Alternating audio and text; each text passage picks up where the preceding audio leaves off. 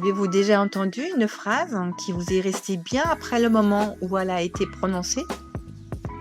Une phrase dite un jour, à l'école peut-être, dans un instant qui semblait ordinaire. Et pourtant, certaines phrases ne s'arrêtent pas là où elles ont été dites. Elles continuent de résonner, de revenir, de laisser une trace. Bienvenue dans Dialogue intérieur. Histoire vraie, chemin intérieur. Dans les épisodes témoignages, je donne la parole à des personnes qui racontent un moment de bascule dans leur vie et leur chemin intérieur qui a suivi. Aujourd'hui, vous allez entendre l'épisode témoignage. Je donne la parole à une personne qui raconte un moment de bascule dans sa vie. Je m'appelle Elke Soufflier, je suis psychopraticienne certifiée en IFS, Internal Family System, et en TCC, thérapie cognitive et comportementale. Je reçois à Paris et en vidéoconférence. Aujourd'hui, je reçois Laurie. Dans son récit, il y a une phrase entendue tôt, une phrase restée vivante bien après l'enfance, une phrase qui a fini par toucher la confiance, les choix et la façon de se tenir dans sa propre vie. Comme si quelque chose, à l'intérieur, s'était organisé autour d'elle. Comme si une voix ancienne avait continué à parler longtemps après. Et puis, un jour, quelque chose commence à se fissurer. Une évidence ne l'est plus tout à fait. Un regard change. Une autre lecture devient possible. Je vous propose maintenant d'écouter son histoire. Aujourd'hui, je reçois Laurie qui a fait un chemin de thérapie avec moi et elle a vécu des choses pendant ce chemin qu'elle voudrait témoigner et de poser avec nous. Je suis ravie de t'accueillir aujourd'hui. Bah, moi aussi, et que je suis ravie, d'être là et de pouvoir témoigner. Du coup, je m'appelle, Laurie, je suis, fraîchement trentenaire. Je viens de Paris, mais j'ai pour projet d'ici quelques mois d'aller déménager dans le sud de la France. Donc là, je suis en pleine période de transition. Côté professionnel, je suis actuellement en reconversion. Donc je suis en train de voir pour, passer des formations et m'orienter dans quelque chose qui n'a rien à voir avec ce que je faisais, initialement. Et côté personnel et ben, je suis quelqu'un qui adore, lire, qui adore, voyager, surtout en Écosse qui est mon pays, favori et voilà, je pense que ça me résume bien. Est-ce que tu veux poser une intention pour cet échange? Oui, je pense que l'envie que j'ai, c'est de raconter mon histoire pour que ça puisse aider d'autres personnes peut-être à, se rendre compte que leurs croyances qu'ils ont sur eux-mêmes ne sont pas forcément, vraies ou en tout cas qu'elles peuvent évoluer en analysant ce qu'elles pensent d'elles et ce que les autres surtout ont dit, sur elles. Je sais pas si c'est très clair? Mmh. Oh oui, mmh, très bien, merci. Hem Et est-ce que tu peux nous, raconter un petit peu dans quel cadre tu étais, dans quel, ce que tu vivais avant? Comment tu étais? Quels étaient, voilà. Oui, alors, puisque le moment révélateur, ça a un rapport avec, l'enfance pour contextualiser un peu, moi j'étais une enfant qui avait pas trop confiance en elle. J'avais pas de problème de harcèlement à l'école ou ce genre de choses, mais par contre, j'étais assez timide et j'avais tendance à suivre un petit peu le mouvement, à avoir ma bande de copines et à être un petit peu effacée et cetera et au début de mon parcours scolaire, j'étais assez bonne dans toutes les matières et malheureusement, quand je suis arrivée en CE2, donc la troisième année de primaire, j'ai eu une professeure qui m'a, vraiment, cassé, on va dire, sur, mes capacités, sur mes compétences et cetera et je pense que ça a été un moment charnière où de cet enfant assez timide qui avait pas confiance en elle, mais qui aurait pu s'épanouir, je pense, en étant, bah, plutôt bonne à l'école et en cherchant, quelle, aptitude je pouvais approfondir par la suite. Ça a été vraiment quelque chose qui a cassé mon évolution et qui a fait que, je me suis complètement repliée sur moi-même et je suis partie du postulat que, je ferais rien de ma vie. En gros, c'est ça. Ah oui. Ah oui, et quelles ont été les la conséquence? Quelle a été la conséquence de ça pour ta vie, de structure en tant que jeune femme, Bah, ce qui est assez marrant, c'est que, je l'ai pas réalisé tout de suite qu'il y avait vraiment des conséquences. Je pense que je me suis juste dit par fatalité: «Bah, je suis, meilleure dans cette matière, mais je ne suis pas bonne», bah, en l'occurrence, c'était dans les matières scientifiques surtout et j'étais pas très douée et toute ma scolarité, on m'a dit que je ferais rien de ma vie parce que j'étais pas bonne en maths et ça, c'est vraiment un truc qui m'a marqué dans ma scolarité et qui a marqué des personnes aussi autour de moi. Ce côté vraiment où il fallait être bon en maths, sinon on était un peu bon à rien, quoi. Alors que moi, je me distinguais énormément dans les matières littéraires, donc que ce soit, les langues, étrangères, le français, la rédaction, d'histoire et cetera. Tout ça, je maîtrisais totalement. Mais au lieu d'avoir ce côté hyper positif qui était noté par les professeurs, ils accentuaient toujours sur ce qu'il y avait de négatif. Donc j'avançais un petit peu comme ça, en étant persuadée que, bah, de toute façon, c'était un fait et c'était comme ça et que ça ne pouvait pas changer. Et quand j'ai fait, cette séance de thérapie, avec toi, et ce moment, en fait, enfin, cette année que j'ai vécue avec cette professeure est ressortie du fond de ma mémoire. Je pense que ma mémoire avait fait un travail d'occulter un peu ça pour, moins souffrir, peut-être. Et du coup, je me suis rendu compte que toutes mes, toutes mes f pas faiblesses, mais, toutes mes interrogations sur, tous mes doutes, le fait de me dire que je ferais jamais rien de ma vie et cetera, de pas savoir comment trop m'orienter et cetera, bah, ça partait de là et c'est là où je me suis un peu pris en rafale toutes les conséquences, que j'ai réalisé qu'en fait, ça avait eu un énorme impact sur comment je m'étais construite et que, bah, du coup, par la suite, niveau professionnel, je suis un petit peu allée là où le vent me menait et où les gens voulaient m'amener, mais je me suis jamais posé la question de moi, ce que je voulais véritablement faire. OK. Donc, tu as entrepris un chemin, développement personnel, avec moi. C'est vrai qu'on a passé un certain temps ensemble et c'est ce chemin, comment tu es venue à déjà à te dire: «Ah mais tiens, là, j'ai besoin peut-être, de l'aide, il y a quelque chose qui cloche en moi» ou je ne sais pas, qu'est-ce qui a fait que tu as fait ce pas, en fait, vers moi? Alors, il y avait plusieurs, raisons, mais c'était surtout lié à ce moment-là à ma vie personnelle plus que professionnelle, puisque j'avais enchaîné 2 relations, amoureuses qui étaient très toxiques avec, des gens qui prenaient énormément l'ascendant sur, moi et moi j'étais vraiment dans cette idée que je ne méritais pas mieux et que du coup, de toute façon je devais subir ces relations parce que c'était un peu mon destin, quoi. En gros, c'était ça et puis c'est arrivé à un niveau où vraiment je le supportais plus et où ça me rendait vraiment très malheureuse, et du coup je me suis dit: «Bon, là j'ai 2 choix». J'ai vécu plusieurs, traumatismes, les relations, la fameuse nuit, des attentats au Stade de France que j'ai vécu aussi en tant que victime et je me suis dit: «Ça fait trop de traumatismes pour une seule personne à gérer» et je sentais que je me sentais plus à l'aise d'en parler avec mon entourage, que ce soit des amis ou ma famille, parce que j'avais l'impression de trop en parler et que c'était trop pesant pour eux. Donc je me suis dit: «Oui, la meilleure solution vraiment, c'est, bah, c'est de voir, quelqu'un de compétent, un professionnel et d'avancer avec des pistes concrètes, finalement». Mmh. Mmh mh. Mmh mh. Moi, j'ai ressenti énormément de courage dans ton parcours, hein, de ce que tu as entrepris, la manière comment tu as, dirigé ta vie aussi par rapport à tes prises de conscience et justement ces prises de conscience, ils sont venus, comment pour toi?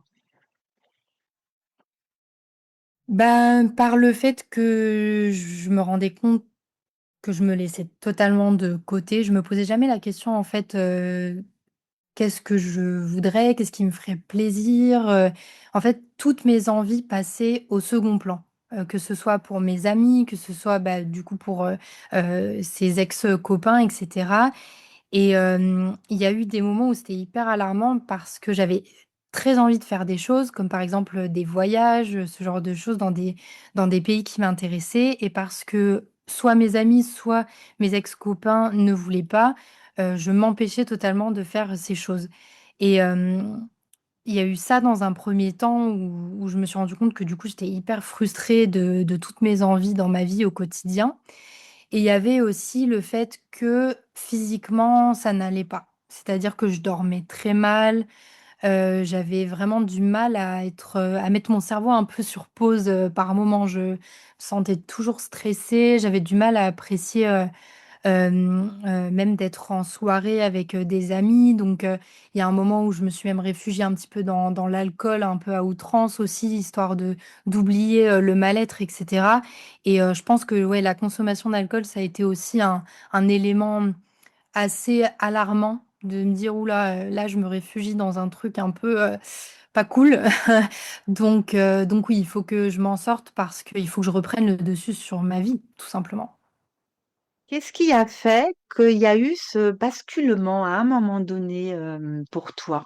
Bah, je pense que j'ai eu le souvenir d'une matinée en particulier où, je t'avais déjà contacté, mais on n'avait pas encore pris le rendez-vous pour la première séance et j'étais en vacances avec mes parents et ma grand-mère et j'étais dans un cadre, bah, hyper, détendu, j'étais vraiment à la montagne et tout donc c'était trop bien et en fait, mon ex-copain me pourrissait la vie à distance, c'est-à-dire que lui, à ce moment-là, il habitait aux États-Unis et donc ça faisait un long moment qu'on s'était pas vus et cetera et l'élément vraiment dont je me rappelle très précisément, c'est que, il m'a plus parlé pendant plusieurs jours à partir de ce matin-là, parce qu'il m'avait reproché de ne pas lui avoir envoyé un message de bonjour, en premier dans la journée, quoi.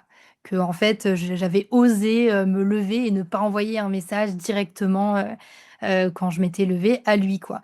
Et c'est là où je me suis dit: «Waouh, mais c'est» enfin, en fait, je suis en prison, quoi. Ma vie n'est même plus dictée sur ce que j'ai envie de faire moi. Et je pense que c'est ce moment-là où je me suis dit: «OK, là, c'est plus possible. Là, il faut vraiment que j'agisse, c'est plus possible». Tu l'as senti dans ton corps aussi? Oui, j'ai une réaction très, bah, très physiologique dans le sens où j'ai eu une crise de larmes qui a duré très longtemps. Vraiment comme des spasmes un peu dans le corps et cetera donc mon corps réagissait parce que je pense que mon corps, n'en pouvait plus. Ça faisait déjà, bah, du coup 5 ans entre mon ex-copain d'avant et celui-ci que j'enchaînais, des choses qui étaient absolument pas normales. Donc je pense que j'étais épuisée, moralement et que là, mon corps, a choisi ce moment pour dire: «OK là, stop, il faut que tu trouves une solution». Quelles étaient tes premières étapes que tu as accomplies pour toi? Bah, la première étape, ça a été avant quand, parce que c'était, mon ex-copain aimait beaucoup me «punir» entre guillemets quand, il je faisais pas ce qu'il voulait. Du coup, il était pas anodin qu'il me parle plus pendant plusieurs jours après et que vraiment même quand j'essayais de le contacter, de l'appeler, il faisait exprès de pas me répondre pour pas que je sache, bah, ce qu'il faisait et cetera.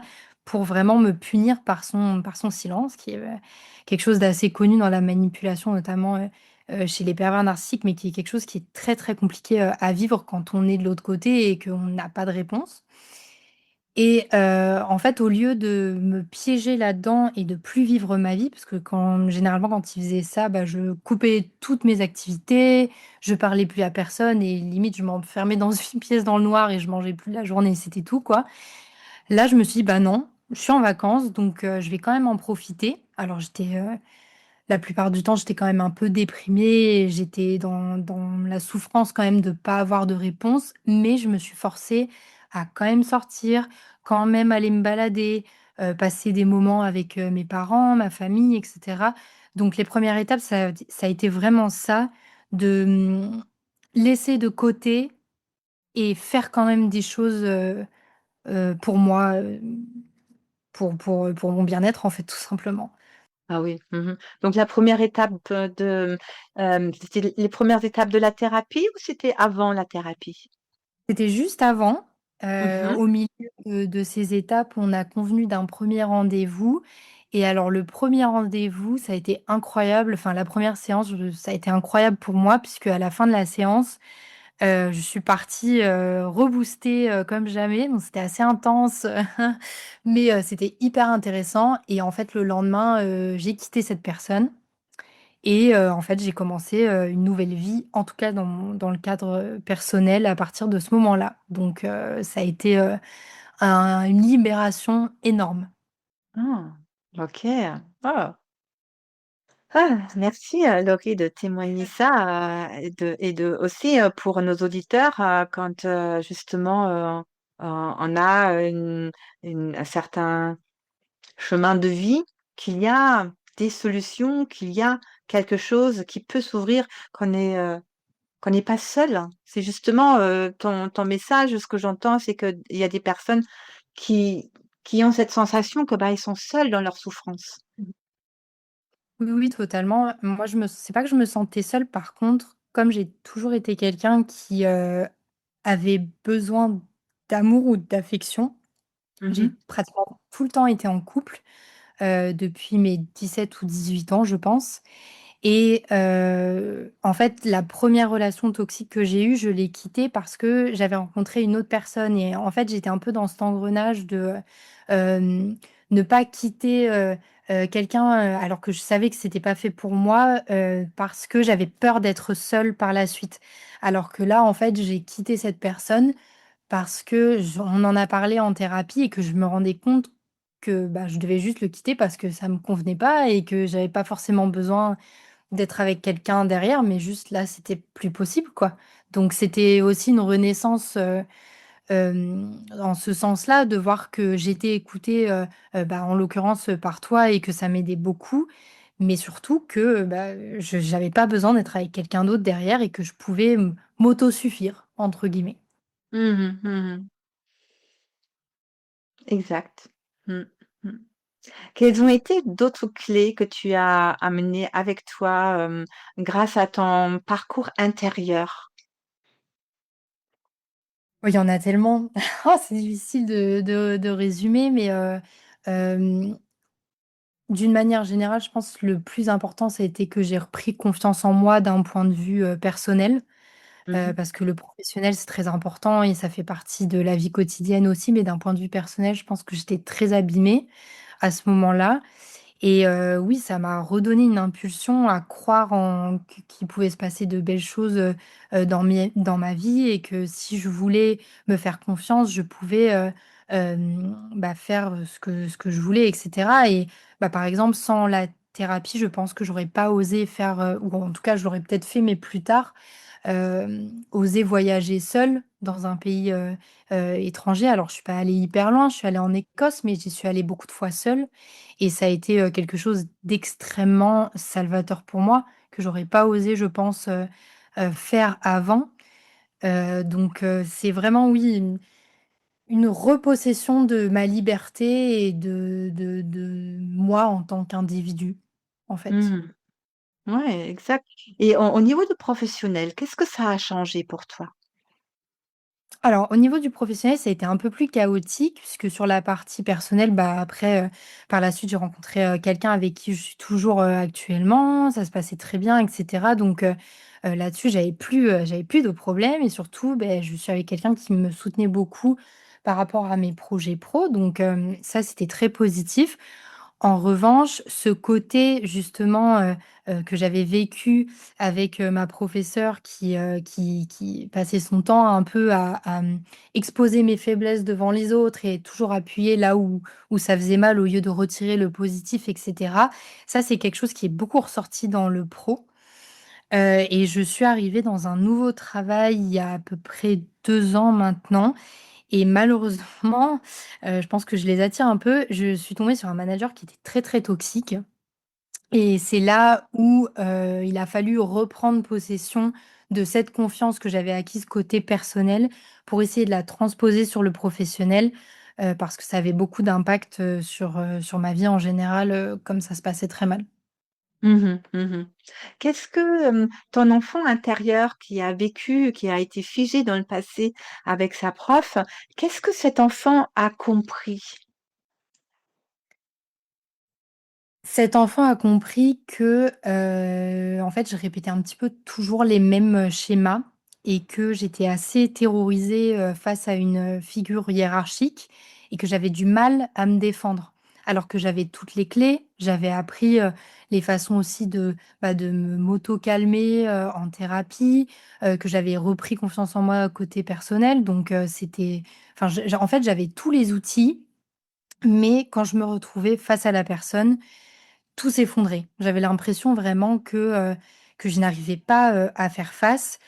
Par exemple, je sais que ma professeure, m'humiliait, devant, mes camarades de classe, donc elle me faisait vraiment, lever devant tout le monde et dire des choses qui n'étaient pas vraies pour m'humilier devant tout le monde. Et ben, mon manager a fait des actions, comme ça, de vraiment, me jeter un petit peu en pâture ou dire des choses, qui étaient pas forcément vraies à mes collègues pour me mettre en porte-à-faux et cetera. Donc cet enfant est un peu ressorti, cet enfant un peu qui avait peur et qui ouais, je me retrouvais vraiment comme une petite fille, en fait, quand j'étais, face à lui, parce que je n'osais rien dire. J'étais Ah oui. terrorisée, dès qu'on se voyait, quoi. Mmh. Quelles ont été, tes phrases, tes actions, ton dialogue intérieur avec cet enfant quand, il était très activé? Bah, généralement, je me faisais des dialogues un peu, seule. En fait, je le voyais tous les mardis après-midi, ce manager et avant notre rencontre pour faire le point de la semaine, j'étais vraiment très mal. Généralement, la demi-heure qui précédait, l'entretien, j'allais, aux toilettes, souvent je vomissais et tout, j'étais vraiment très, très malade. Donc c'était une réaction encore une fois de mon corps qui était très forte. Je stressais et cetera et puis, quand j'arrivais en réunion, comme j'avais, après, m'être sentie mal, je reprenais un petit peu le dessus sur moi, donc j'essayais de faire les exercices de respiration, de me dire: «Allez, tu peux y arriver, de toute façon, tu as raison sur ça et ça» ou en tout cas, tu peux défendre ton point de vue, donc tu peux le faire.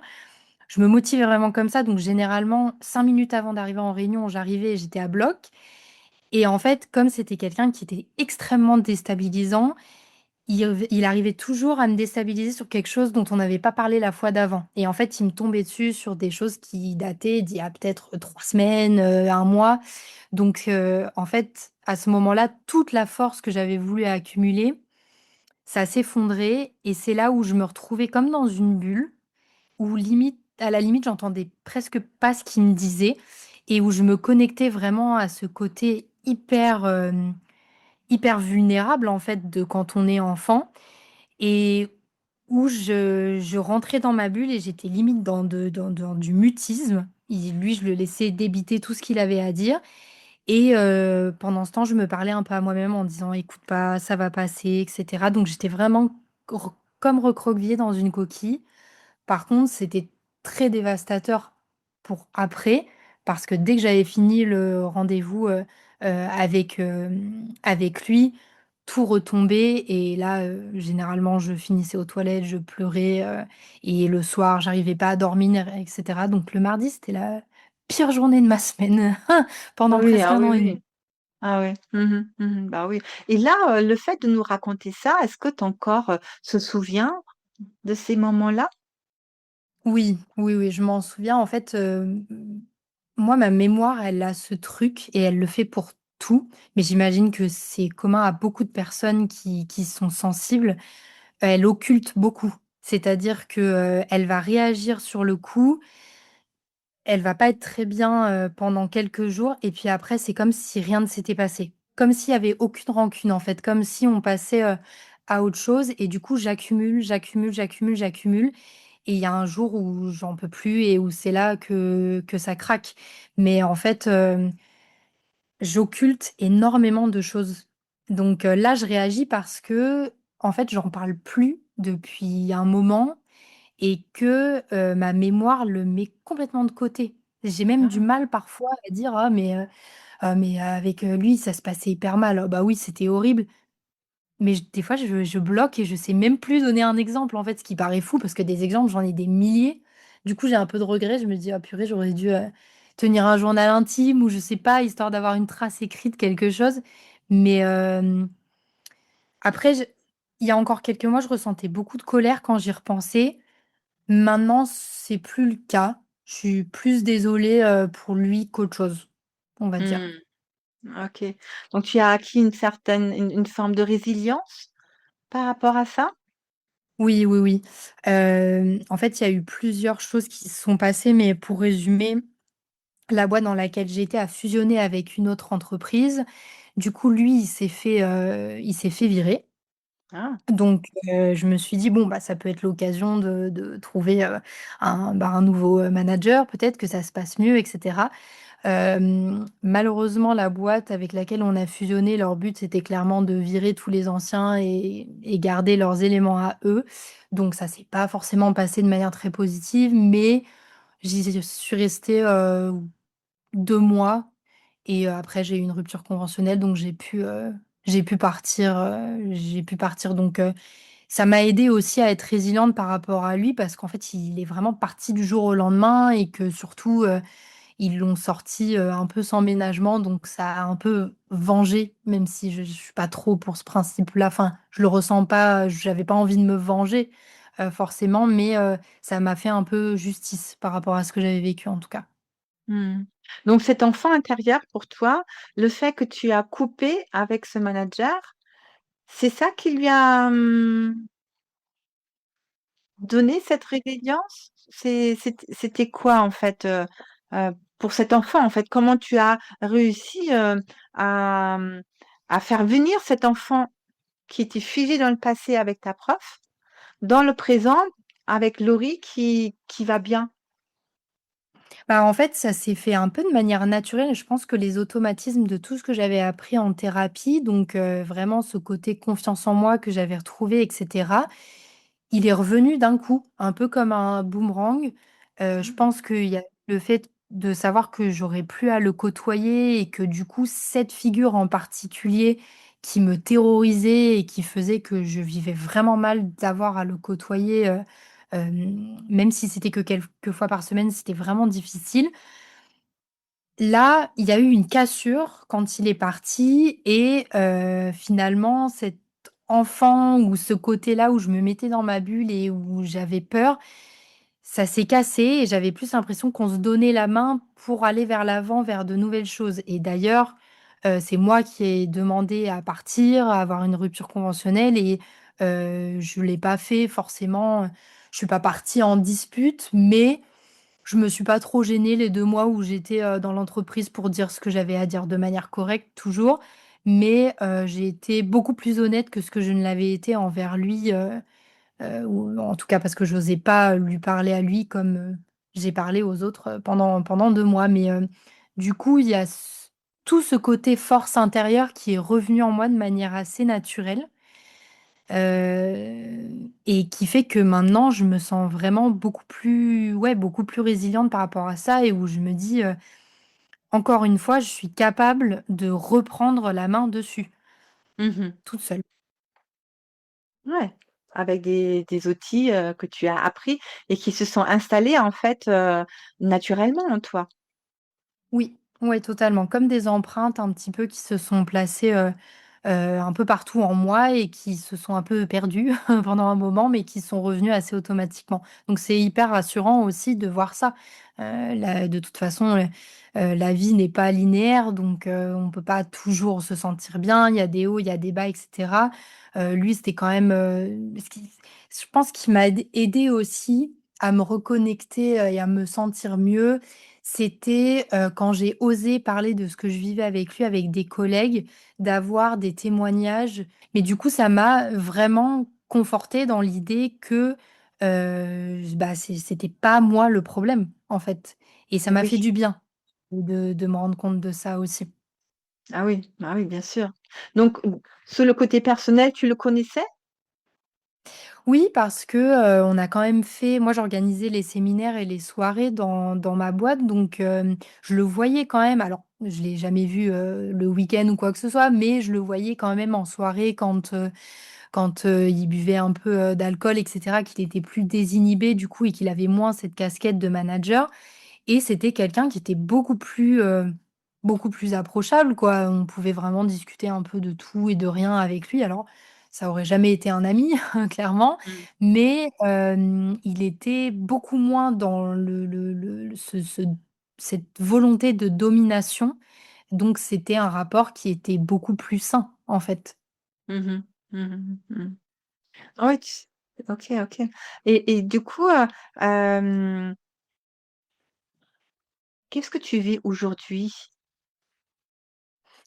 Alors ce que je vis aujourd'hui, donc je suis partie en fin d'année dernière de ce travail et quand, je suis partie, la personne qui a signé ma rupture conventionnelle m'a donné l'opportunité de refaire un bilan de compétences que j'avais déjà fait, il y a quelques années avec une coach qui était super.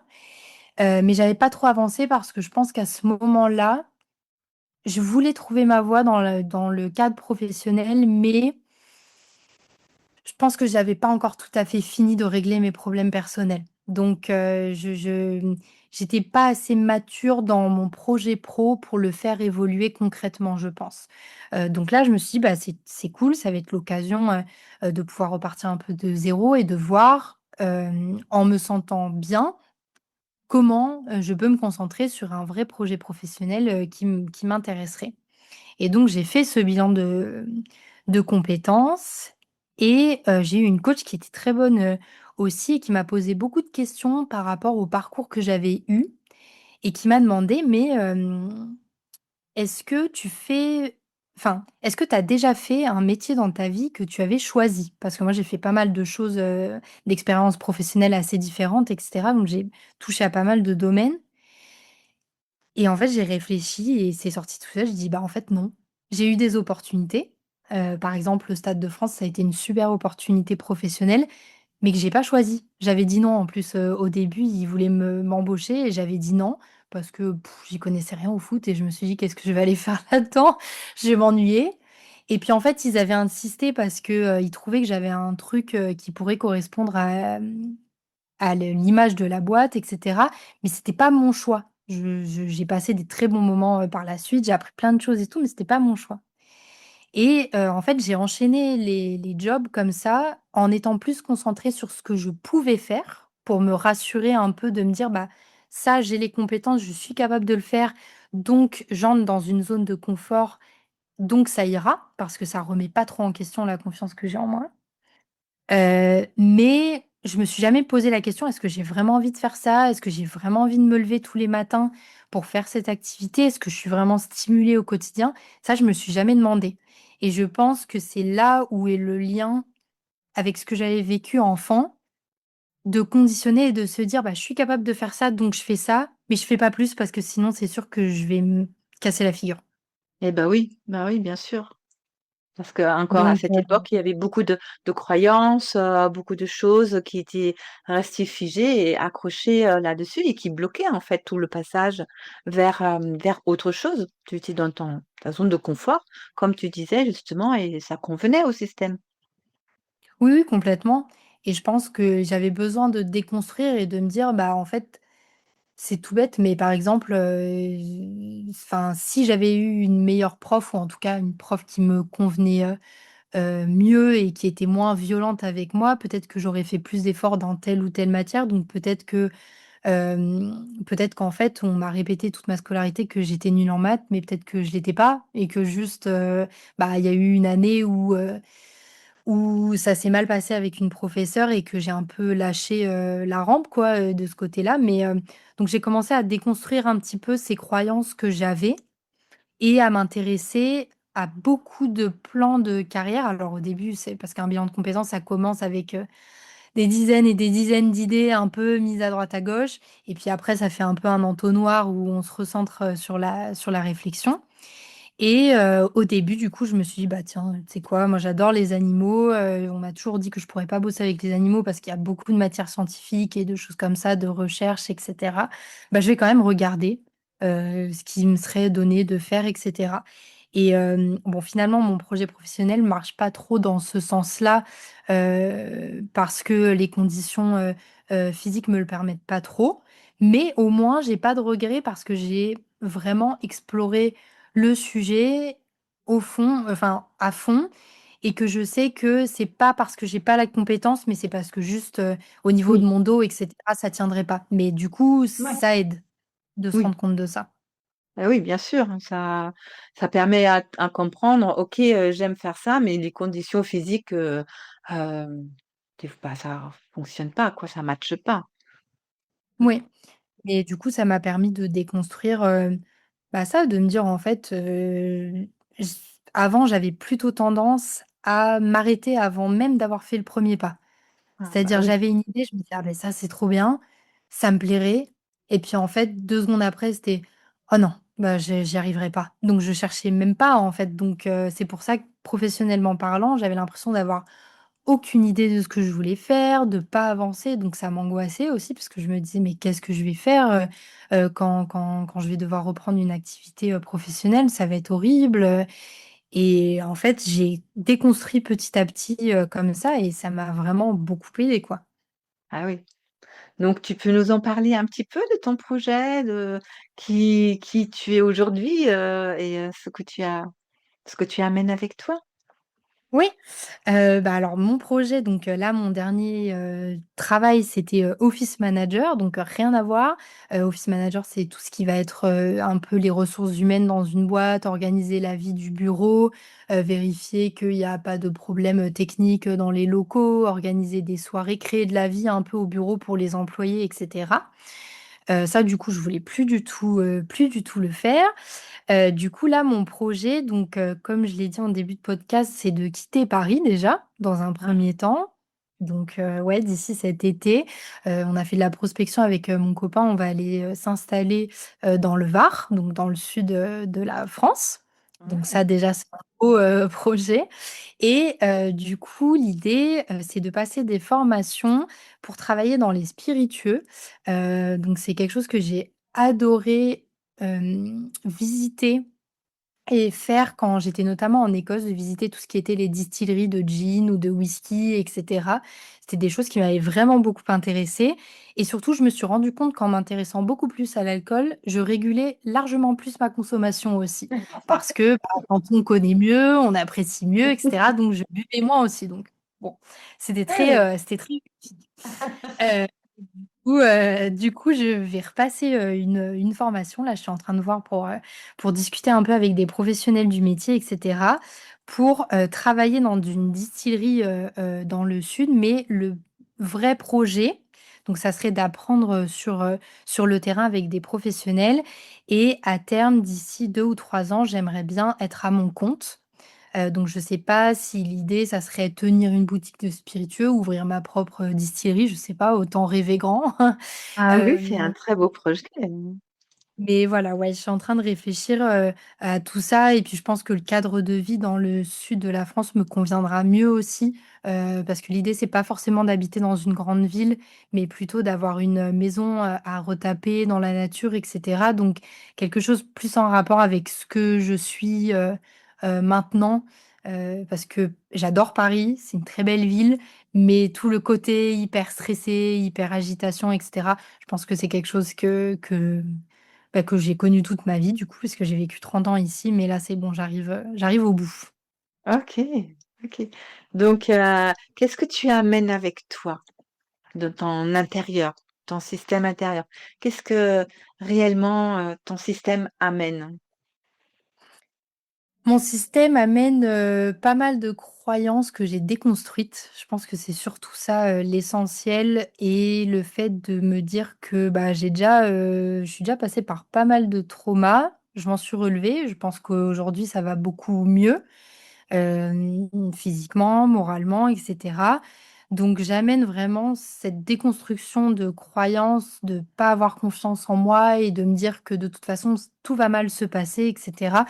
Voilà, j'essaie de partir vraiment, maintenant quand je me lève le matin, j'essaie de penser à quelque chose de positif tout de suite, quand je me réveille. Pareil que le soir quand je me couche, je pense à des choses, positives et cetera. Donc ouais, j'amène, j'espère plus de motivation, mais je le ressens au fond de moi, donc c'est pas j'espère, c'est je suis sûre. Et plus de sérénité d'esprit aussi, je suis moins, Moins angoissée parce que je me dis: «Bah, en fait, s'il doit se passer même des choses négatives, bah, c'est la vie, ça se passera, mais ça apprendra peut-être quelque chose pour la suite». Là où c'est quelque chose qui me bloquait complètement avant, maintenant, ça peut me servir à, semer un peu des cailloux pour, tracer, le chemin et me dire que, bah, c'est dans la continuité de la vie et qu'on trouve une solution pour rebondir. Oui, ouais.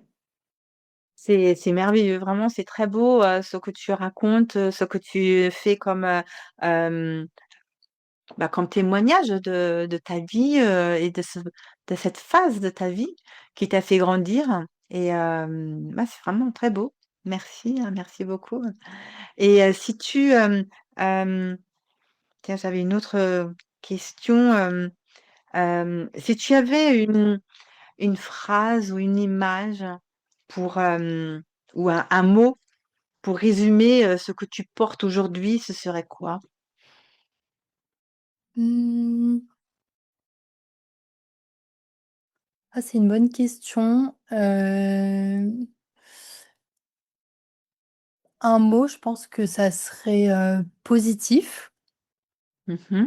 et si je l'associe à une image, je pense que je l'associerais à la première fois où je suis allée en Écosse et où je me suis retrouvée seule face à un horizon et où je me suis dit: «OK, là j'ai réussi à faire quelque chose de A à Z entièrement par moi-même qui me satisfait complètement, donc je suis capable de réussir quelque chose par moi-même». Juste pour moi. Donc ouais, du positif et l'Écosse en fond de toile. Ouais, c'est beau, hein. Est-ce qu'il y a une chose que tu aimerais, transmettre à quelqu'un qui vit, ce que tu as vécu? Oui, je pense que pour en avoir parlé un peu autour de moi, c'est pas anodin d'avoir, certaines, réflexions ou certaines choses dans l'enfance, notamment par des profs ou par des maîtres et des maîtresses qui ont un impact, assez négatif, par la suite. Je pense que si quelqu'un traverse, ça en ce moment est un peu perdu, notamment sur le d'un point de vue professionnel, il se dit qu'il a pas d'idée ou quoi, moi ce que je conseillerais, c'est d'en parler autour, de lui pour se rendre compte que, bah, déjà il est pas tout seul à être dans cette situation. Il y a plein de gens, hem, qui sont dans cette situation, surtout en ce moment avec, tout, bah, ce qui se passe dans le monde, avec, l'émergence de l'IA et cetera. Il y a plein de gens qui remettent en question leur métier, donc on n'est vraiment pas des cas isolés. Et aussi, de chercher un petit peu d'où peut venir ces interrogations ou ce mal-être ou, tout ça, c'est hyper intéressant, même si au début, bah, ça peut faire mal de se souvenir, mais ça aura forcément un impact positif, pour la suite parce que ça aide à avancer. Donc, moi, je conseillerais toujours aux gens de parler le plus possible, autour d'eux, à des proches pour échanger et se sentir moins seuls, mais aussi, si possible, à un professionnel, pour avoir un point de vue un peu détaché, un Oui, peu, pour prendre du recul aussi. c'est ça, prendre du recul aussi. Mmh mh. Est-ce que tu as, installé en toi, pour toi, un rituel que tu maintiens, qui justement te permet, de rééquilibrer?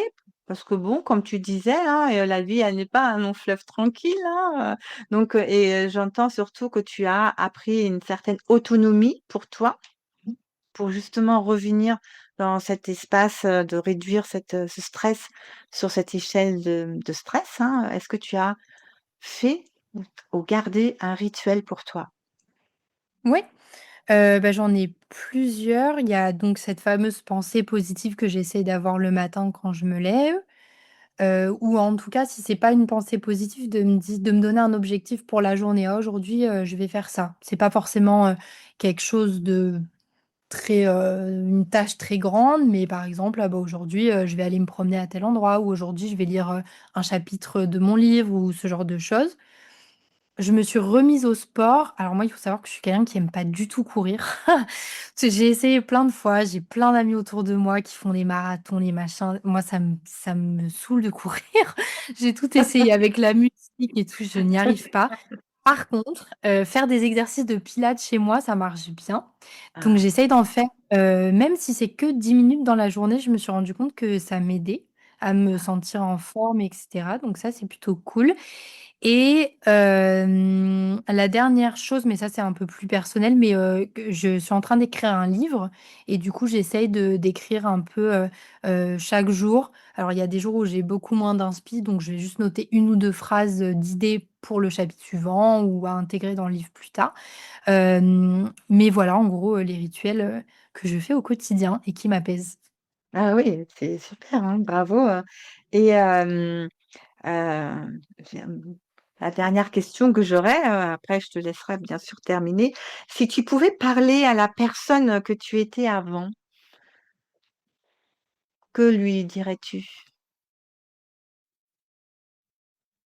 Je pense que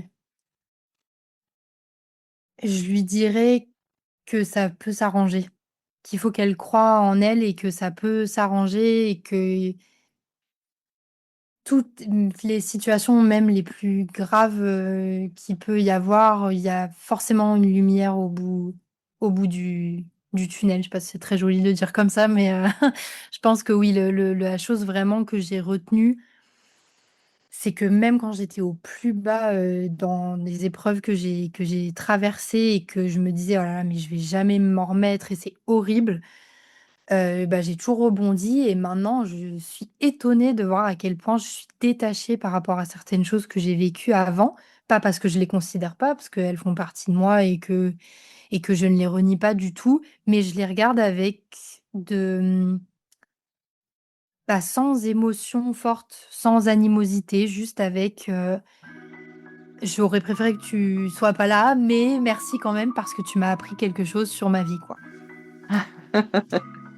Merci, merci beaucoup Laurie de t'avoir, prêtée au jeu, et merci pour ce courage que tu nous as donné, ce témoignage qui était, très fort, hein. Vraiment, ça a vraiment vibré aussi pour moi, dans mon espace. Merci. Ce que le témoignage de Laurie nous laisse entendre, c'est qu'une phrase peut continuer à vivre très longtemps après avoir été prononcée. Elle peut se glisser dans le regard que l'on porte sur soi, dans la confiance, dans les choix, dans ce que l'on croit possible ou non. Mais son récit montre aussi autre chose. Qu'il y a eu un moment, ce qui paraissait évident peut commencer à se fissurer. Qu'une phrase ancienne peut perdre un peu de son pouvoir et qu'une autre façon de se voir peut, peu à peu, devenir possible. Merci à Laurie pour la sincérité de sa parole. La semaine prochaine, je vous proposerai un nouvel épisode décryptage. Nous partirons cette fois du témoignage d'Axel. Un épisode sur le burn-out, le harcèlement et la rupture intérieure. Sur ce moment où, après avoir trop longtemps tenu, tout peut lâcher d'un seul coup. Merci d'avoir écouté Dialogue intérieur, histoire vraie, chemin intérieur. Si cet épisode vous parle, vous pouvez soutenir ce podcast en vous abonnant, en laissant une étoile, en le partageant autour de vous. Où que vous soyez, quoi que vous traversiez en ce moment, prenez soin de vous et de votre monde intérieur.